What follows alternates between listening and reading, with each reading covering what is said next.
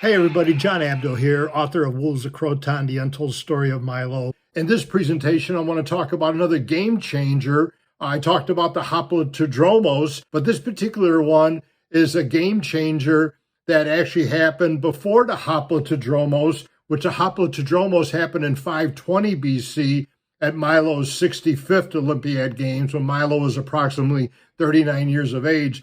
This one was against finger breaking. Some have undervalued the famed strength of Milo the Crotonian. Relating thus of him, none of Milo's antagonists were able to force away a pomegranate which he held in his hand.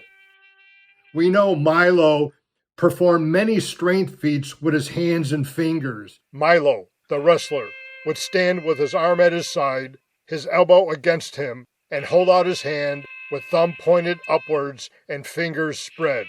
No one could successfully bend even his little finger. Milo's hands were so strong that when he seized a chariot, even with one hand only, 4 horses could not make it stir until he let it go. In 528 BC, they announced new officiating credo for the upcoming Olympiad Games, which is coming up in 524 BC, that they're going to rule against finger breaking. Any wrestler who performs a technique that breaks a finger, whether intentional or non-intentional, even if it's not intentional, it's still going to be appealed by his coaches and trainers. That wrestler who breaks the finger or fingers of another wrestler will be disqualified. So knowing that Milo had this power where he's got all this hand strength, you would think he's just mauling guys inside the pit.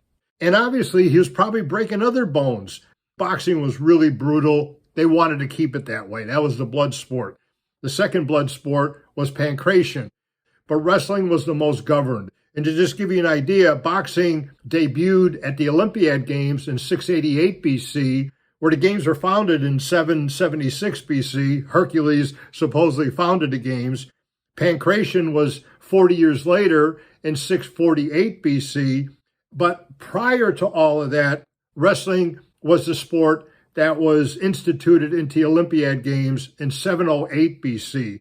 So since 708 BC to 524 BC, they allowed all these different types of wrestling maneuvers, brawny maneuvers, finger breaking within the match. But again, the board or the committee that was governing Olympiad wrestling rules wanted to rule against finger breaking. And I really think, which I did a lot of research in, obviously, I really think that Milo had a huge influence against finger breaking. And not that finger breaking meant a difference to Milo. He was breaking other bones to begin with anyway.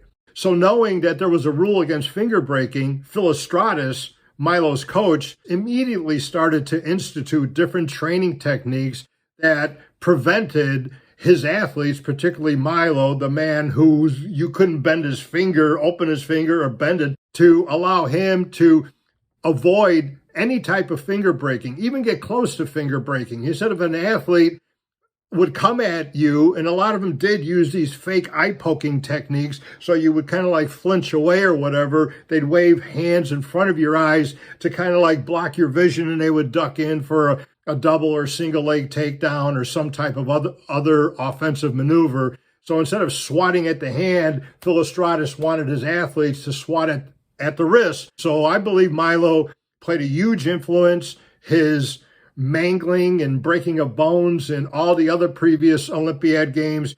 Remember, in 524 BC, Milo had competed and won 3 previous Olympiad titles. So this is 12 going on 16 years of dominance. Prior to that, the 540 World Youth Games. So at least 20 years of dominance. And they're saying, hey, how can we get into the pit? We just move our hands. Milo grabs our hands because we're trying to keep our body away from him. He grabs our hands, breaks our fingers, and renders us literally out of the match. So it really wasn't a remedy that all the other wrestlers were looking for, but the Elean committee had to do something to make it more fair against the brawny, feral, wild, overbearing power of Milo of Croton.